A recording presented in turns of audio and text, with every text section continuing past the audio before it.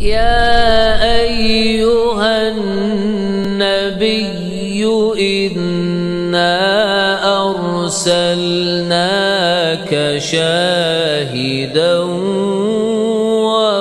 ومبشرا ونذيرا وداعيا إلى الله بإذنه وسراجا منيرا وبشر المؤمنين بأن لهم من الله فضلا كبيرا.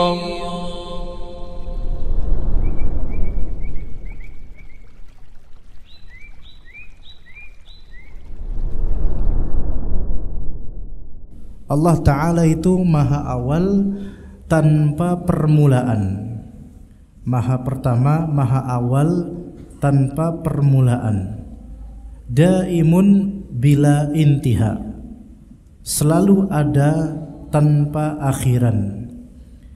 Ini seperti yang disebutkan oleh Allah dalam surat Al-Hadid ayat ketiga, huwal awwalu wal akhir, dialah Allah yang terawal tanpa permulaan. Karena sesuatu yang bermula itu berarti sebelumnya tidak ada.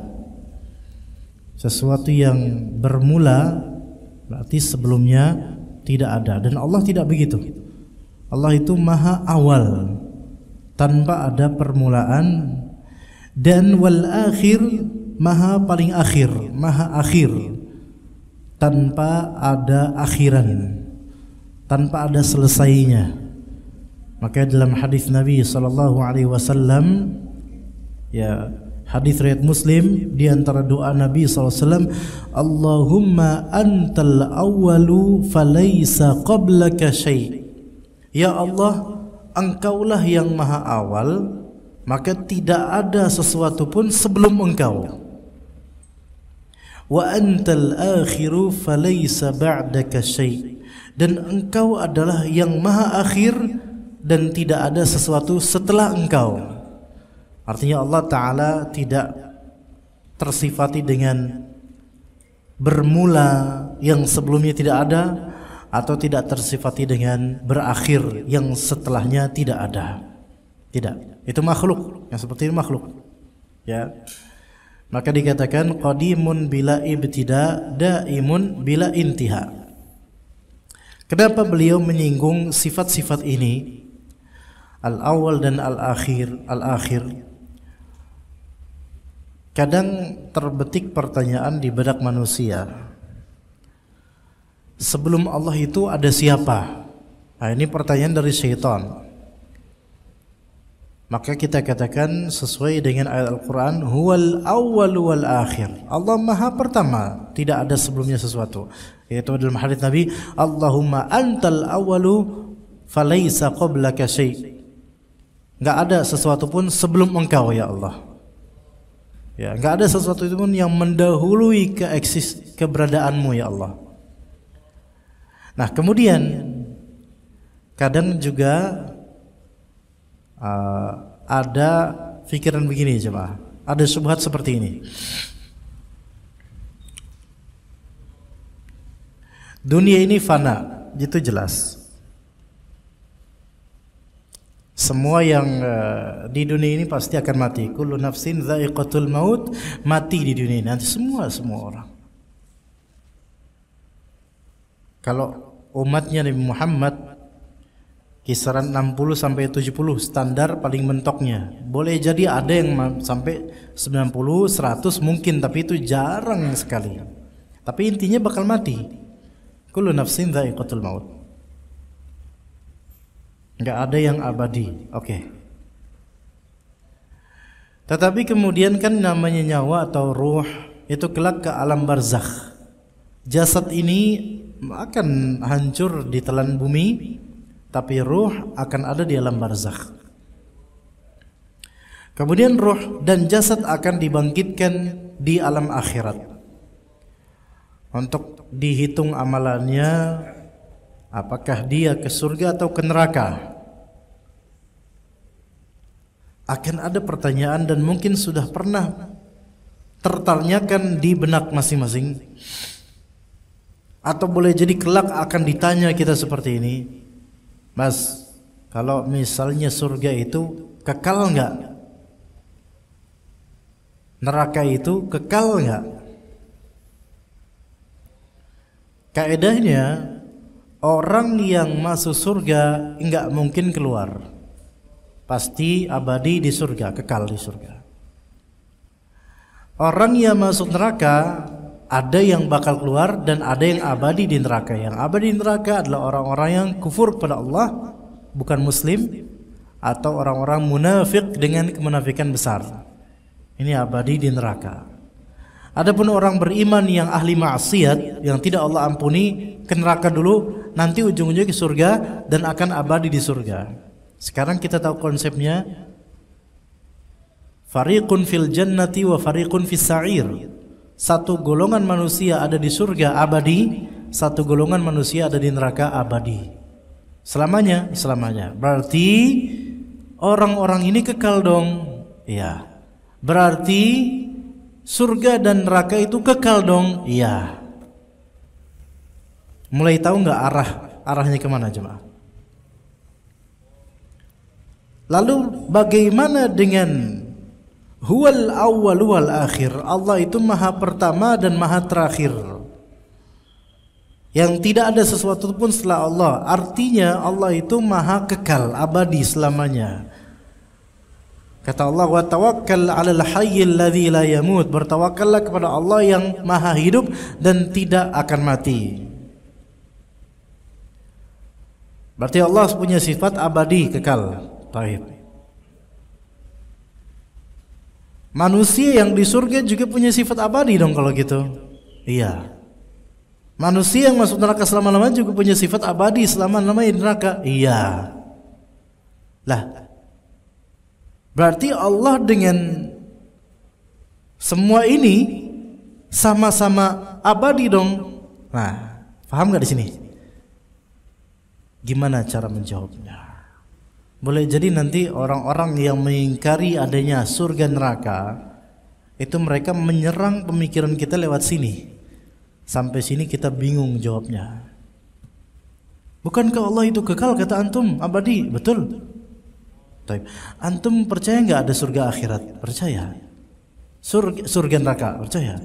Surga dan neraka itu abadi nggak? Khalidina fiha abada. Abadi, iya benar. Penghuni surga abadi nggak? Iya. Penghuni neraka ada yang abadi nggak? Abadi. Apa bedanya kemudian Allah dengan semua ini dari segi keabadian? Gimana jawabnya? Sok, yang bisa jawab, ini belum diminum mana? Ayo. Boleh diminum. Siapa yang bisa jawab? Ayo, sok. Yang bisa jawab tak kasih parfum deh. Ayo.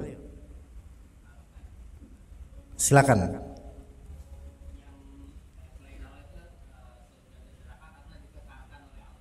Karena dikekalkan oleh Allah. Ada tapinya nggak Pak? Jawaban ini belum bisa memuaskan mereka. Ada tapinya? Belum bisa. Ayo, silakan yang lain. Beliau sudah memberikan satu kunci. Karena dikekalkan oleh Allah dan itu benar. Yang mengekalkan surga, neraka dan penghuninya itu adalah Allah, betul sekali. Tapi jawaban ini belum bisa memotong hujah mereka. Silakan, monggo. Jawabannya gampang, Pak. Ya, karena sesuai kehendak Allah, sama seperti jawaban beliau.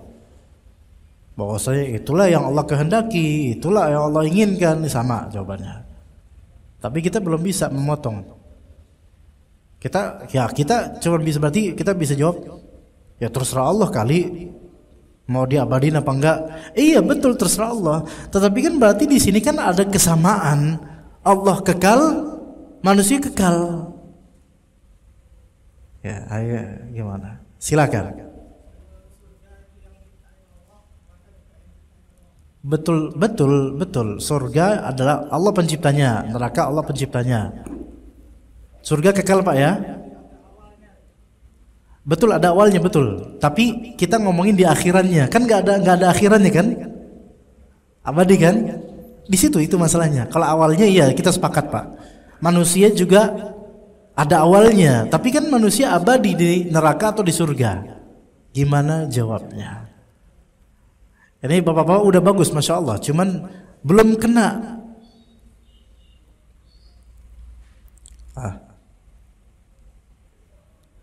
Pak, jangan nyerah. Salah nggak apa-apa. Jawaban tadi ada benarnya, betul, semuanya betul. Tetapi betul yang belum tepat sasaran. Ayo sob. Ini bisa jadi pertanyaan besar loh Pak. Lah kalau gitu, apa bedanya dong? Allah abadi, manusia juga abadi. Kan kita bilang kan nggak ada yang fana, nggak ada yang abadi gitu loh. Cuma Allah yang maha kekal. Itu bakal jadi pertanyaan. Ini saya melontarkan pertanyaan ini bukan supaya bapak-bapak bingung atau bersubhat, bukan. Tapi kelak ada aja nanti orang mempertanyakan ini. Belum ada yang sampai tepat sasaran, Pak. Ayo. Apa kita tutup aja kajian ini? Selesai sampai sini, jadiin PR biar di rumah diskusi sama istri mungkin. Siapa tahu ketemu jawabannya. Ya, mumpung masih awal bulan ini. Gimana jemaah? Kata Allah Azza wa Jalla, nih saya kasih kisi.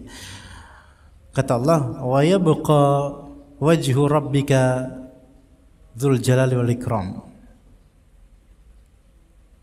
Kemudian di dalam hadis Nabi SAW, di setiap hari Jumat di surga nanti Allah Subhanahu wa taala akan menampakkan wajahnya di hadapan para penghuni surga, dan itu adalah kenikmatan yang paling nikmat di surga, melihat wajah Allah. Semoga Allah rezekikan kita masuk surga dan melihat wajah Allah. Amin. Allah punya wajah enggak sekarang? Pertanyaan saya, Pak. Allah ada wajah enggak? Dalam Al-Qur'an dan hadis disebutkan Allah punya wajah. Sepakat? Sepakat. Kita punya wajah enggak? Oke, itu jawabannya gimana? Loh, kalau Allah punya wajah, kita punya wajah, sama dong. Benar enggak tuh? Jawabannya gimana? Kata kunci gampang, ada dalilnya. Ada dalil. Laisa kamitslihi syai'. Itu jawabannya. Laisa kamitslihi syai' itu tidak ada yang serupa dengan sifat-sifat Allah. Enggak ada yang serupa dengan Allah. Boleh jadi nama sifatnya sama, tetapi kaifiyah dan hakikatnya berbeda, kebagaimanaannya berbeda. Oke, sekarang kita mulai step by step dulu ya. Kita punya wajah, alhamdulillah. Tapi kalau kita ke kebun binatang, seluruh binatang di kebun binatang punya wajah, sama-sama punya wajah. Nah kemudian, mau nggak wajah kita disamain sama wajah bekantan misalnya? Bekantan atau ya simpanse dan ada mirip-mirip memang, tapi nggak bakal terima kita. Kenapa? Beda lah wajah saya sama wajah dia, tapi sama-sama disebut wajah. Itu antar makhluk, bahkan antar manusia aja Pak. Ada fulan yang gantengnya Masya Allah, cocok buat jadi pemain sinetron.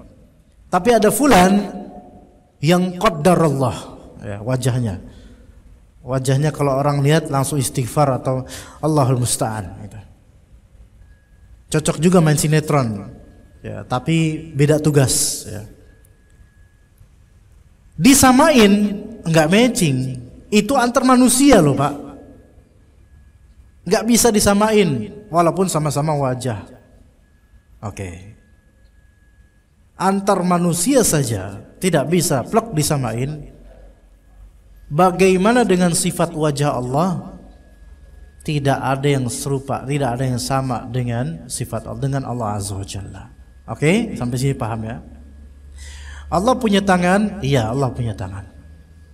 Kata Allah Azza wa Jalla, bal yadahu mabsutatani, melainkan kedua tangan Allah itu terbentang. Kata Allah Ta'ala, tabarakalladzi biyadihil mulku, maha suci Allah yang kerajaan ini ada di tangannya. Allah punya tangan. Manusia punya tangan? Punya. Sama-sama disebut punya tangan, tetapi berbeda pastinya. Sifat yang berbeda. Baik. Allah Ta'ala kekal abadi, tidak akan mati. Taib, surga dan neraka itu abadi sifatnya. Manusia di surga abadi sifatnya. Manusia di neraka yang kafir abadi sifatnya. Sama-sama punya sifat keabadian. Maka bagaimana jawabnya? Kok sama-sama abadi dengan Allah? Jawabnya adalah laisa kamitslihi syai'.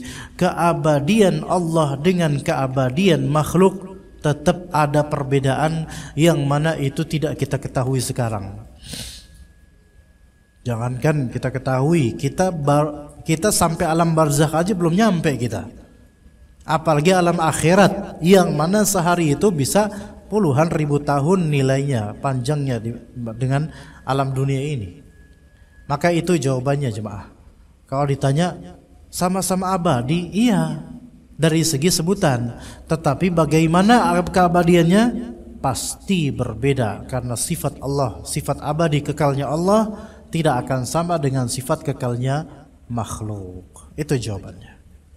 Ya, itu jawabannya. Sampai situ aja, nggak usah jauh-jauh lagi, karena kita belum pernah ngerasain berada di surga atau di neraka. Baik. Kemudian jemaah sekalian, sesuatu yang awal tapi ada permulaan itu pasti makhluk. Sesuatu yang disifati awal tapi memiliki beginning pasti makhluk. Betul gak Pak? Pertanyaan saya, apakah gerangan makhluk pertama? Ada ulama mengatakan makhluk pertama itu adalah pena, dan itu yang lebih sahih insyaallah karena hadisnya jelas. Ada yang mengatakan makhluk pertama adalah arsy-nya Allah.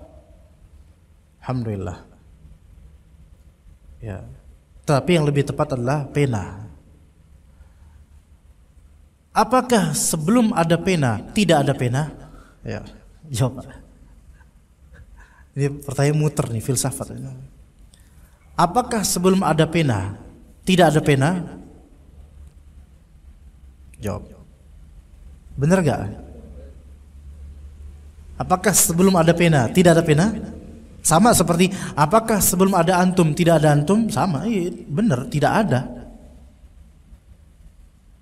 Jadi makhluk pertama sebelum ada makhluk-makhluk lain, pena.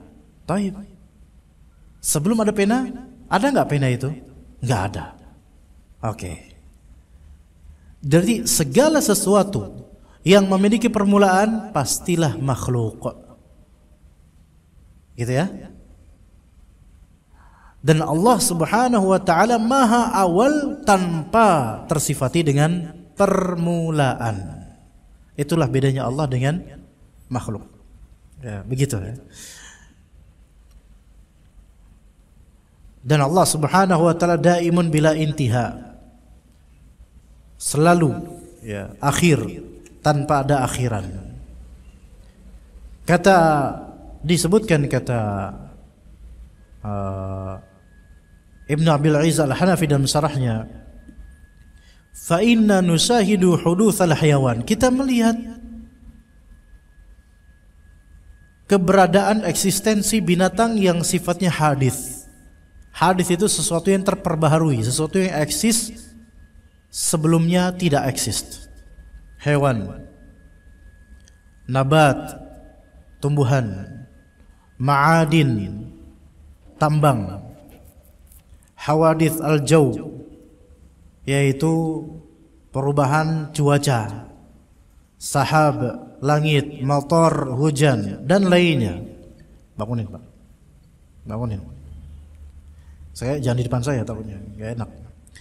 Dan lain-lain. Semua itu terjadi, happening, terjadi setelah sebelumnya tidak ada. Ya, makanya makhluk. Semua dari kita makhluk. Dan semua eksistensi makhluk adalah tanda-tanda kekuasaan Allah. Pernahkah kita melihat misalnya, dulu ketika masih kecil nggak pernah kepikiran punya uban, rambut putih. Sekarang usia 30 ke atas, mulai beranjak 40, mulai uban. Ini terjadinya sesuatu yang tadinya tidak ada. Sesungguhnya itu di antara ayat-ayat Allah. Di antara ayat-ayat Allah. Mulai banyak pikiran, mulai berubah. Di antara tanda-tanda kekuasaan Allah, dan sebenarnya itu teguran, nasihat dari Allah Azza wa Jalla akan apa? Akan kematian sebenarnya. Akan dekatnya ajal. Bukan berarti bentar lagi mati, bukan. Maksudnya itu sebagai bekal peringatan supaya kita apa? Mengingat kematian, dan itu merupakan tanda rahmat Allah Azza wa Jalla. Kulit mulai keriput. Energi tidak seperti dulu lagi. Itu terasa bagi semua orang. Ini hudutsus syai', terjadinya sesuatu ini merupakan makhluknya dia, diciptakan oleh Allah Azza wa Jalla. Dan tidaklah Allah menciptakan sesuatu melainkan pasti ada hikmahnya. Pasti ada hikmahnya. Kalau kita melihat orang tua kita dan kita bandingkan dengan misal 20 tahun lalu, energinya beda. Sekarang mungkin hanya berbaring saja, nggak bisa lama-lama di pasar untuk ibu kita misalnya. Cepat pusing, cepat darah tinggi, dan seterusnya. Semua kejadian ini menunjukkan bahwasannya semua inilah ciptaan Allah Azza wa Jalla yang bisa berubah. Baik, kemudian kata At-Tahawi rahimahullah, la yafna wa la yabid. Allah Ta'ala tidak fana. Tidak fana. Fana itu kan berarti apa? Sementara. Apakah entah di sini atau di tempat lain saya pernah menjelaskan, ada yang namanya fina, ada yang namanya baka. Ya. Baka, sesuatu yang ada baka, ada fina atau fana. Permisalannya seperti ini jemaah. Kita punya rumah. Bayangkan rumah antum lah ya. Standar bagusnya rumah yang mapan lah gitu ya. Bukan ujuk-ujuk tiba-tiba sudah pintu aja gitu, enggak. Tapi ada pagar ya. Pagar, ada parkiran motor atau mobil, ada sedikit taman, bebungaan, tanaman-tanaman ya. Kemudian rumah. Baik. Dalam bahasa Arab, teras atau taman ini namanya fina. Fina. Dan dalam bahasa Arab, tempat tinggal namanya baqa, tempat baqa. Gitu. Ya. Dunia itu di mana sekarang? Fina. Dunia ini ibaratnya seperti sedang berada, kita lagi berjalan di taman. Dan tujuan kita masuk rumah. Gitu loh. Maka kita berjalan tuh di taman sementara. Ketika namanya berjalan sementara, maka kita jangan fokusnya di taman itu berlebihan. Seolah-olah taman ini adalah proyek tujuan kita, bukan. Melainkan tujuan kita di baka. Baka. Ya, bahasa kita baka, rumah itu. Kuncinya adalah amalan saleh, iman dan amal saleh. Kita buka kunci itu, masuk ke dalam surga yang merupakan hal yang baka. Itu tujuannya, baka. Tempat tinggal. Makanya surga itu disebut tempat tinggal. Kenapa? Karena Nabi Adam dulu alaihissalam dulu aslinya di mana? Di surga. Asalnya tempat tinggal kita di surga. Nah, di surga tersebut Allah Ta'ala janjikan banyak hal dari yang terwartakan di Al-Quran maupun yang Allah simpan dan tidak Allah beritakan sekarang, karena saking banyaknya nikmat di surga. Di antara keunggulan yang sering Allah wartakan apa? Pepohonan, ya kan? Air pepohonan. Makanya sekarang jemaah sekalian, apalagi waktu pandemi kemarin, bisnis tanaman itu luar biasa. Orang-orang itu banyak menjadikan pepohonan itu sebagai wasilah menenteramkan kalbu, rehat hati. Rehat hati, enak lihat pepohonan. Hatta pepohonan yang biasa seperti yang di depan ini biasa, di mana-mana ada. Tapi kalau antum lihat hijau seger enak. Fitrah manusia itu masih ke situ. Walaupun kita dengan Nabi Adam rentang jauh sekali, tapi fitrahnya masih ada, menyukai pepohonan. Dan di surga itu isinya pepohonan yang hijau, rimbun sekali dan indah, buahnya banyak dan seterusnya. Kalau di neraka ada pohon namanya pohon zakum. Di surat Ad-Dukhan disebutkan itu. Ta'amul athim kal muhli yaghli fil butun. Sekali makan, Pak, buahnya itu keselak apa? Karena duri-durinya tuh kesedak di leher. Dan juga kalau udah masuk ke dalam perut itu bisa terbakar perut itu. Itu kalau di neraka, naudzubillah min dzalik. Jadi tempat tinggal kita itu surga sebenarnya gitu loh.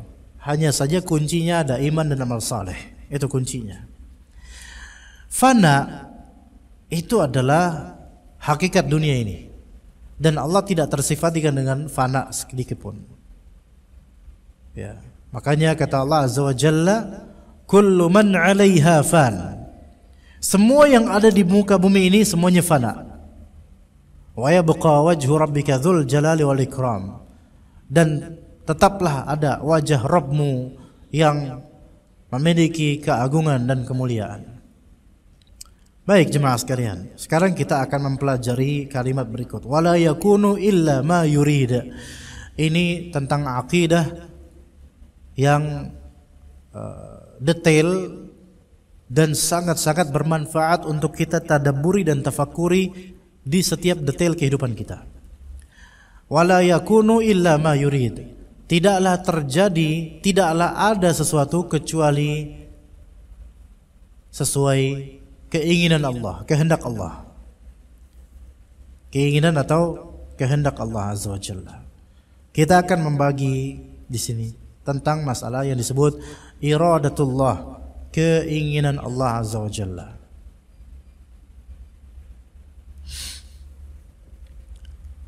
Pahami baik-baik jemaah sekalian. Kehendak Allah terbagi menjadi dua. Yang pertama, iradah kauniyah khalqiyah. Iradah kauniyah khalqiyah. Iradah kauniyah simpelnya. Kehendak Allah yang bersifat kauniyah, kun, yaitu penciptaan, kejadian, eksistensi makhluk. Ini satu, pertama ini dulu. Nanti akan kita detailkan bahasannya. Yang pertama iradah kauniyah, yaitu kehendak Allah untuk segala semesta, eksistensi apapun di semesta ini. Yang kedua, iradah syar'iyah diniyah, kehendak Allah yang bersifat syariat, berkaitan dengan agama. Kehendak Allah yang bersifat syariat berkaitan dengan agama. Ini ada dua, ya, ada dua. Yang pertama yaitu iradah kauniyah khalqiyah, kehendak Allah tentang eksistensi dan pengaturan seluruh makhluk di semesta. Ini sebenarnya tidak berkaitan dengan syariat, enggak, tapi berkaitan dengan segala eksistensi dari segala yang eksis. Gitu ya. Tidak lepas dari kehendak Allah. Semua yang eksis, bergerak atau tidak, tampak atau tidak, tapi eksis, maka semua itu dikehendaki oleh Allah dengan kehendak kesemestaan. Oke. Yang kedua, iradah syar'iyyah diniyah. Kehendak Allah yang sifatnya syar'i dan berkaitan dengan agama. Baik.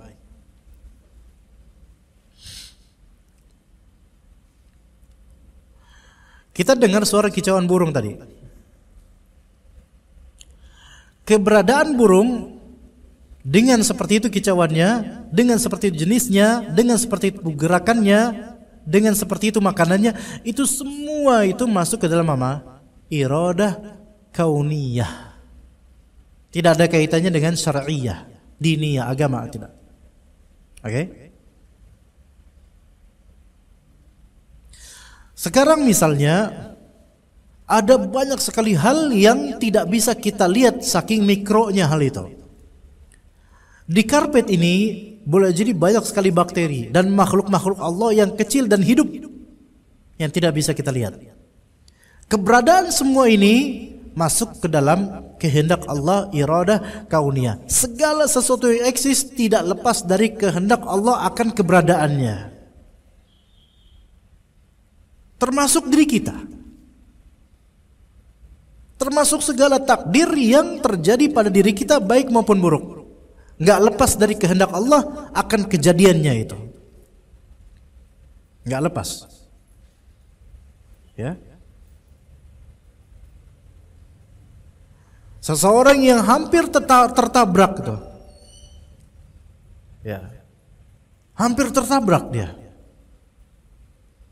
Tapi melesat dan malah justru yang tertabrak adalah orang yang tadinya enggak disangka-sangka ditabrak. Semua kejadian yang ajaib dan tidak diprediksikan ini masuk dalam kehendak Allah Ta'ala, iradah kauniyah. Baik terprediksikan ataupun tidak. Baik, sampai sini paham ya saat pertama. Jadi segala eksistensi yang eksis di semesta itu termasuk takdir dalam iradah kauniyah. Iradah syar'iyyah adalah kehendak Allah yang sifatnya syar'i dan berkaitan tentu dengan agama. Ya. Apa yang Allah perintahkan untuk kita? Wa ma khalaqtul jinna wal insa illa liya'budun. Tidaklah aku ciptakan jin dan manusia kecuali untuk apa? Beribadah kepadaku. Jadi kita diperintahkan untuk beribadah. Allah menginginkan kita untuk beribadah. Perintah di sini. Perintah syar'i bukan syar'i. Ada kaitan agama? Iya. Berarti ini masuk ke iradah syar'iyyah. Allah menginginkan kita, pengen kita supaya apa? Beribadah. Oke? Baik. Kemudian kata Allah Ta'ala, wala taqrabu zina. Janganlah kalian mendekati zina. Berarti Allah Ta'ala pengen kita menjauhi zina. Ini berarti keinginan Allah yang sifatnya syar'iyyah diniyah, karena ada kaitannya dengan agama. Ada kaitannya dengan pahala atau dosa. Baik, ini iradah syar'iyyah diniyah. Di ayat lain kata Allah Ta'ala, wa aqimus shalah wa atuz zakah. Tunaikanlah salat, tunaikanlah zakat. Allah menginginkan kita untuk mendirikan salat dan zakat dan menunaikan zakat. Ini iradah apa, Pak? Syar'iyyah diniyah. Oke. Jadi Allah Ta'ala menginginkan kita untuk melakukan itu. Nah,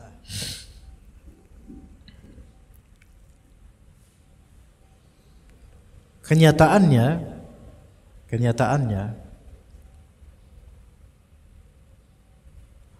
ada orang yang Allah Ta'ala inginkan supaya dia taat, supaya dia menjauhi perzinahan, supaya dia salat, supaya dia zakat. Ternyata orang ini tidak taat, malah berzina, meninggalkan salat dan meninggalkan zakat. Gimana, Pak? Banyak kayak gitu? Ya banyak, semua orang yang kufur pada Allah pasti kayak gitu. Paham di sini jemaah? Gimana tuh? Orang ini tidak beriman. Tidak berimannya orang ini masuk ke dalam iradah yang mana? Monggo. Yang syar'iyah atau yang kauniyah? Syar'iyah, kauniyah. Wah, deketan tapi kok beda nih? Gimana ya? Gimana nih? Berselisih. Segini aja, yang mudah aja, yang keseharian kita aja Pak ya. Ada kalau azan itu kan, kalau azan subuh Pak, as-salatu khairum minan naum.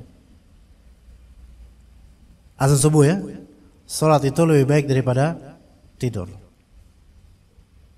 Taib. Dengar dia, dengar. Tapi nggak beranjak. Tetap aja dia nggak mau ke masjid. Tetap aja dia lanjutin tidurnya. Di sini ada nggak perintah Allah Taala untuk salat? Ada. Perintah untuk salat iradah syar'iyah. Tetapi kejadian antum mau salat atau enggak itu iradah kauniyah. Paham nggak di sini? Gimana? Paham? Perintah Allah dalam masalah agama iradah syar'iyah. Tapi kejadian antum melakukannya atau tidak melakukannya itu masuk dalam iradah kauniyah. Masuk dalam iradah yang bersifat kesemestaan. Gimana? Sampai sini ngerti nggak? Hah? Belum ngerti? Dikit. Banyak contohnya, banyak banget. Misal lain, pulang kampung gak ya? Pulang kampung gak ya? Orang tua ada di kampung nih. Orang tua ada di kampung. Kalau pulang kampung kan kita bisa bakti sama orang tua. Pulang kampung merupakan bentuk bakti sama orang tua, gitu kan ya? Kata Allah apa? Wa wassaynal insana biwalidayhi husna, atau ihsana dalam ayat lain.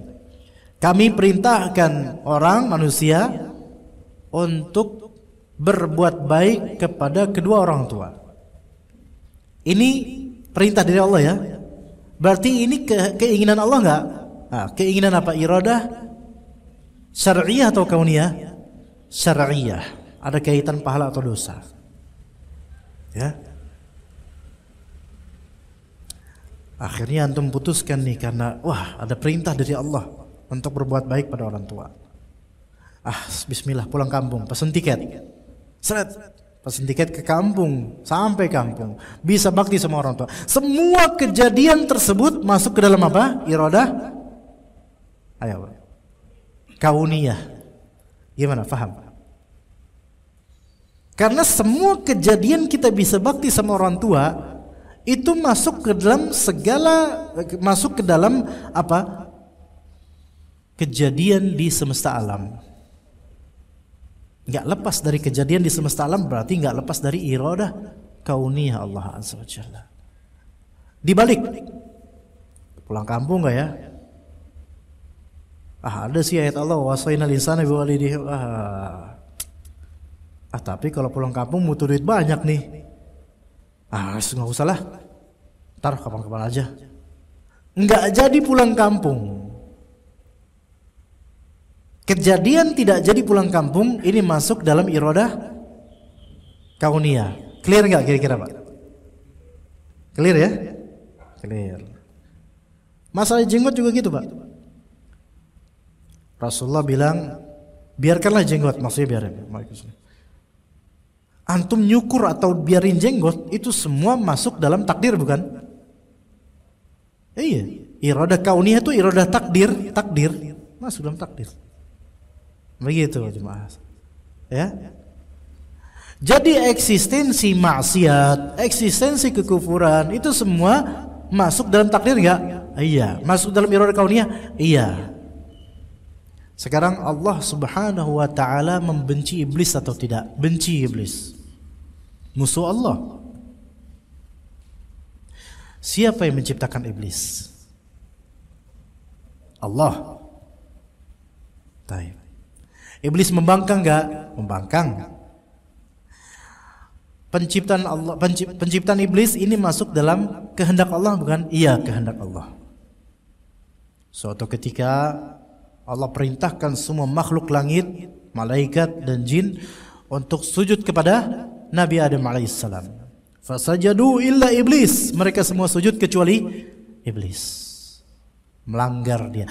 Perintah Allah sujud ini berarti iradah syar'iyah. Malaikat pun taat. Ini masuk dalam iradah kauniyah. Iblis membangkang masuk dalam iradah kauniyah. Gimana? Paham nggak? Kejadiannya itu masuk dalam iradah kauniyah. Tapi perintah dari Allah atau larangan dari Allah itu masuk iradah syar'iyah. Ini nanti akan ada pertanyaan. Kalau memang Allah tidak suka iblis, ngapain Allah ciptain iblis? Tuh, ini jawabannya. Gimana Pak? Ini jawabannya udah kita jelasin jawabannya. Kalau Allah ciptain iblis, kalau Allah Ta'ala memusuhi iblis, membenci iblis, lah kenapa Allah ciptain? Jawabannya ini. Allah Subhanahu wa Ta'ala memiliki kehendak penciptaan dan kehendak syariat. Allah Ta'ala, ini bedanya kehendak kauniyah dengan kehendak syar'iyah, bedanya diantaranya. Kehendak kauniyah itu bisa baik bisa buruk. Betul nggak? Betul. Iblis baik nggak Pak? Buruk. Kita kecelakaan, naudzubillah, kecelakaan buruk atau baik? Buruk. Maksiat buruk. Kekufuran buruk, tapi banyak di muka bumi ini. Ini masuk dalam iradah kauniyah. Iradah kauniyah itu bisa baik bisa buruk gitu loh. Tapi kalau iradah syar'iyah pasti baik. Pasti perintah Allah itu pasti baik. Larangan Allah itu pasti baik. Gitu. Itu bedanya, beda pertama, ya. Itu beda pertama. Beda yang kedua, iradah kauniyah itu pasti terjadi. Entah dia baik, entah dia buruk, pasti terjadi. Adapun perintah syar'iyah, iradah syar'iyah belum tentu diturutin. Allah perintahkan, ayo sholat. Allah perintahkan, waqimus sholat. Banyak yang enggak sholat. Maka apa? Itu bedanya. Nah sekarang, kalau Allah Ta'ala memerintahkan kita untuk membunuh babi misalnya. Kita diperintahkan membunuh babi. Untuk apa Allah ciptakan? Kan gitu pertanyaan orang-orang tuh. Iya. Rasulullah SAW sebagai utusan Allah memerintahkan kita untuk membunuh hewan-hewan fuwaisiqah, hewan-hewan kecil yang fasik. Tikus. Apalagi Pak? Kalajengking. Apalagi Pak? Ular. Mungkin orang akan bertanya, kalau ular, tikus itu emang diperintahkan untuk dibunuh, buat apa diciptakan? Itu kan seolah logis Pak. Tapi jawaban kita adalah Allah itu yaf'alu ma yasha, berbuat sekehendak Allah secara kauniyah, terserah Allah. Allah menciptakan baik dan buruk. Nah, tapi kenapa kok tahu ini buruk tapi Allah ciptakan? Hah? Kenapa? Ini kan buruk tapi kenapa Allah ciptakan gitu loh? Ya.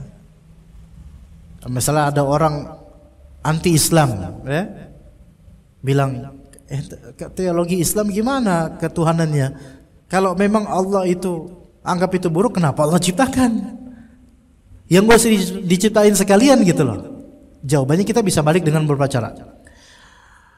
Bisa kita balikin. Buktinya ya ada pada Anda, wahai saudaraku. Anda orang yang buruk tapi tetap Allah ciptakan gitu. Ya kan? Iblis buruk tetap Allah ciptakan. Inilah bedanya kita ini meninjau perbuatan Allah Ta'ala yang pasti berhikmah dan pasti ujung-ujungnya ada hikmah, walaupun di awal kesannya buruk. Justru Allah Ta'ala menciptakan keburukan tersebut untuk menunjukkan kekuasaannya, kebijaksanaannya dan juga kebaikannya terhadap manusia supaya belajar. Bagaimana kita bisa mengetahui hitam kalau tidak ada putih? Bagaimana kita bisa mengetahui putih kalau tidak ada hitam? Bagaimana kita bisa mengetahui taat kalau tidak ada maksiat? Justru dengan adanya lawan dari kebaikan, kita mengenal keburukan, kita mengenal kebaikan. Itu hikmahnya. Ya. Itu diantaranya. Maka iradah kauniyah Allah, yaitu keinginan Allah yang sifatnya kauni, maka itu pasti berhikmah walaupun kesan di awal kok buruk. Eksistensi iblis buruk gak? Buruk. Ada setan, buruk itu. Mungkin ada yang bertanya dari orang-orang yang kurang peka dengan agama Allah. Udahlah, tinggal masukin surga aja kan gampang. Kenapa harus manusia, ada jin korin, ada setan menggodanya? Udahlah, tinggal udah manusia istiqomah, Allah istiqomahin. Ntar kemudian masuk surga selesai, kan enak ya? Emang enak sih ngomongnya kayak gitu. Tetapi kalau kayak gitu, mana nilainya? Gak ada nilai, Pak. Gak ada perjuangan. Iya gak ada perjuangan. Ibarat kayak kita sekolah, ya. Semua guru kita pasti pengen kita baik. Semua guru kita dari dulu, Pak, dari SD sampai SMP, SMA, kuliah, pasti di akhir semester atau akhir cawu, ya kalau dulu masih cawu kan, semester cawu atau apalah itu, Eptanas atau apa itu namanya. Kalau guru kita baik, ngapain sih kita diuji? Udahlah, tinggal kasih nilai, udah. Kan gitu kan? Nggak usah ada ujian, ngeberat-beratin aja sih. Katanya baik, Pak Guru, Bu Guru katanya baik, pengen muridnya itu sukses. Ya cepetin aja, nggak usah ada ujian. Tapi coba kalau nggak ada ujian, Pak. Dah, nggak ada ujian, kamu nilainya sekian, lulus, sudah lulus. Kira-kira jadi orang bener gak, Pak? Kira-kira nggak bener, begajulan. Perusahaan pengen orang-orang yang mendaftar tuh pengen baik, pengen kebaikan buat mereka. Tapi pasti ada seleksi kan? Ada tes kan? Ada. Nggak mungkin antum bilang ke HRD-nya atau IO-nya kemudian bilang, ini antum pengen gak sih kita itu dapat kebaikan? Nggak usah kali kita di tes-tes kayak gini, udah masukin aja kita. Nggak bakal kayak gitu. Pasti ada ujiannya. Maka dengan keberadaan ujian itulah, atau keberadaan keburukan itulah, Allah Subhanahu wa ta'ala memperlihatkan kekuasaannya, kebijaksanaannya. Begitu juga sekarang kalau kita sedang diuji, sesungguhnya Allah itu sedang memperlihatkan kekuasaan dan kebijaksanaan Allah terhadap diri kita, bukan karena Allah zalim. Tetapi karena dengan ujian gitu, kalau kita sabar, kita diangkat derajatnya. Mungkin cukup sampai sekian aja. Wassallallahu ala nabiyina Muhammad wa ala alihi wa sahbihi ajma'in. Subhanakallahumma bihamdika asyhadu an la ilaha illa anta astaghfiruka wa atubu ilaik. Wassalamu alaikum warahmatullahi wabarakatuh.